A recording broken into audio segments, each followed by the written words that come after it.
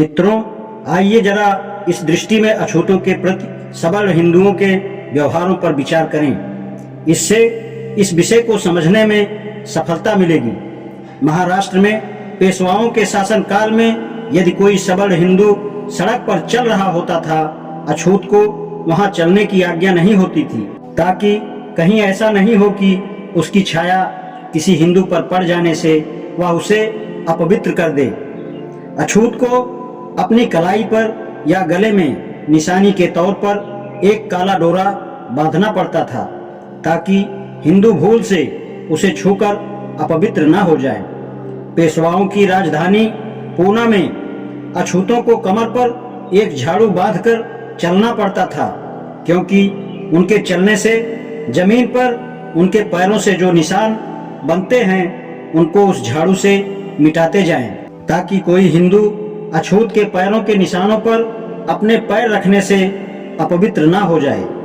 पूना में अछूत चाहे कहीं भी जाए, उनका अपने गले में मिट्टी की हांडी लटकाकर चलना पड़ता था, ताकि उसे थूकना हो तो उसमें थूके, क्योंकि जमीन पर थूकने से यदि उसके थूक पर किसी हिंदू का पैर पड़ गया तो वह अपवित्र हो जाएगा। मैं हाल ही की कुछ अन्य घटनाओं को पेश करने की आज्ञा चाहता हूँ। सेंट्रल भारत में बलाई नाम की एक अछूत जाति रहती है। हिंदुओं द्वारा उन पर किए गए अत्याचार मेरी बात स्पष्ट कर देंगे। 4 जनवरी 1928 के टाइम्स ऑफ इंडिया अखबार में इन जुर्मों की रिपोर्ट छपी है। इस रिपोर्ट में लिखा है कि कथित ऊंची जाति के सबल हिंदुओं ने, अर्थात कलोटिया राजपूतों और ब्राह्मणों ने, इसमें इंदौर जिले के कनाडिया, बिचौली, हफ्सी, बिचौली मर्दाना और लगभग 15 दूसरे गांवों के पटेल और पटवारी भी थे। उन्होंने अपने अपने गांव के बलाइयों को धमकी दी कि यदि तुम हमारे सहारे जिंदा रहना चाहते हो तो तुम्हें हमारी ये आज्ञा माननी पड़ेगी। बलाई जाति के लोग सुनहरी गोटा की किनारी वाली पगड़ी नहीं पहनेंगे। वे रंगीन या सुंदर किनारे वाली फैशनेबल धोती नहीं पहनेंगे। वे किसी हिंदू की मौत की खबर उसके कितने ही दूर रिश्तेदारों को जरूर पहुंचाएंगे। वे सभी हिंदुओं के विवाह समारोह में बारात के आगे आगे बाजा बजाते हुए चलेंगे। बलाई स्त्रियां सोने चांदी के गहने व सुंदर गोटे व फैशनदार कपड़े भी नहीं पहनेंगी। बलाई औरतें हिंदू औरतों के बच्चों के जन्म के समय प्रसूति में उनकी सेवा करेंगी।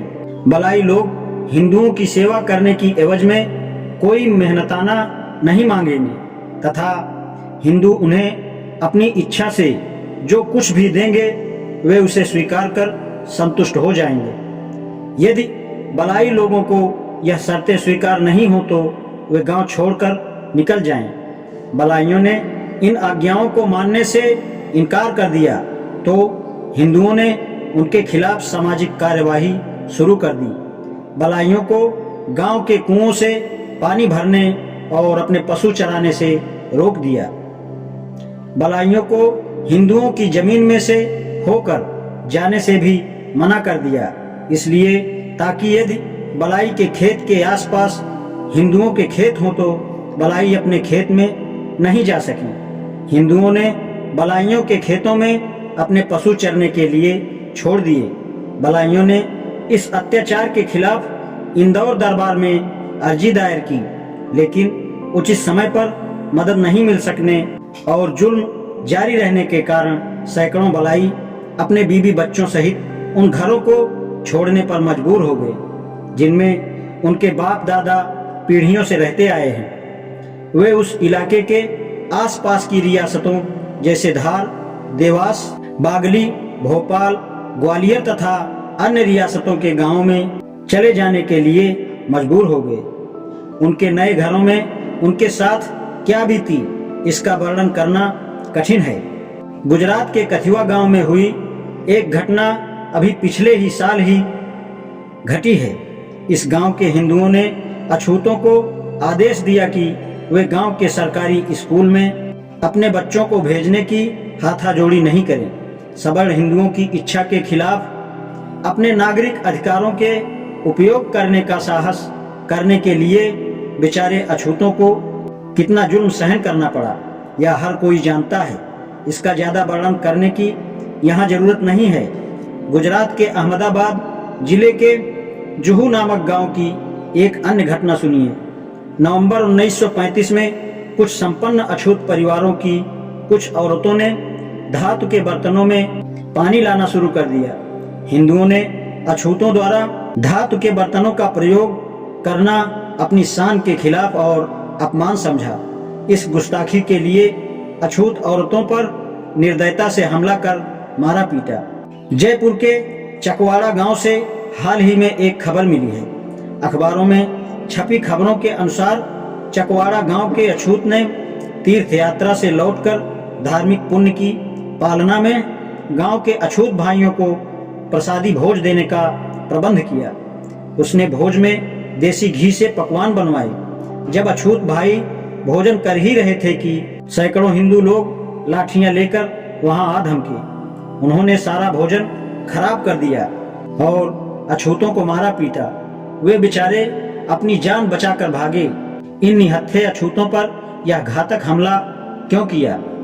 अखबार में छपी रिपोर्ट ने इसका कारण बताया कि दावत देने वाले अछूत ने देसी घी खिलाने की हिम्मत कर दी और उसके मेहमानों ने अछूत होकर भी घी खाने की मूर्खता कर दी। देसी घी अमीरों के लिए विलास की चीज है, लेकिन यह कोई यह नहीं सोचेगा कि घी का उपयोग सामाजिक हैसियत का भी प्रतीक है। चकवाड़ा के सबल हिंदुओं को यह सहन नहीं हुआ और सबक सिखाने के गुस्से में उन अछूतों को उनकी गलती का बदला लिया। उन्होंने घी के व्यंजन परोसकर सवर्णों का अपमान किया। उन अछूतों को यह समझना चाहिए था कि घी उनका भोजन नहीं है, बल्कि सबल हिंदुओं की प्रतिष्ठा से जुड़ी हुई खाद्य चीज है। इसका मतलब यह है कि एक अछूत को घी का इस्तेमाल नहीं करना चाहिए, भले ही वह इसे खरीदने में समर्थ हो। यह घटना 1 अप्रैल 1936 या उसके आसपास की है।